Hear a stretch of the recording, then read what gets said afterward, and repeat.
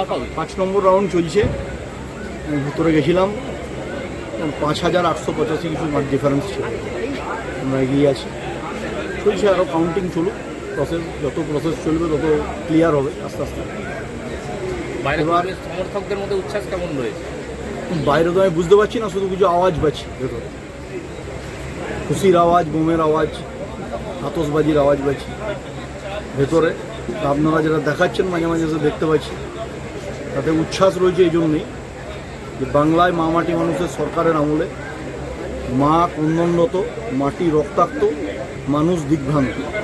আর এবার স্বাধীনতার পর প্রথম মানুষ শেষ কথা বলেছেন গণভোট দিয়ে। বাড়ি থেকে নেমে সকাল 10টার মধ্যে 45% পোল হয়েছে, আর বিকেল 5টার মধ্যে 94%, 95% পোলিং হয়েছে।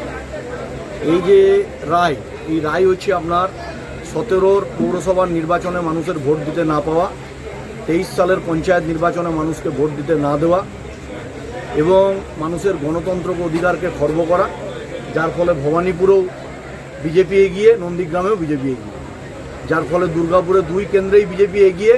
এখন প্রদীপবাবু আর কবি দত্ত মিলে পরামর্শ করছেন ব্যাটারির পার্সেন্টেজ বেড়ে গেছে, কাউন্টিং বন্ধ করতে হবে, এসব অসভ্যতা করছে। আর এই লোকেরাই 17 সালে পৌরসভার নির্বাচন করতে দেয়নি, 23 সালে পঞ্চায়েত নির্বাচন করতে দেয়নি। তখন সাদা ধুতি পাঞ্জাবি পরে প্রদীপবাবুর মনে ছিল না সেদিনকে মানুষকে ভোট দিতে দিই। আর আজকে যখন মানুষ ভোট দিয়ে দিয়েছে, এবারে প্রদীপবাবুর ধুতি খোলার অবস্থা হয়ে গেছে।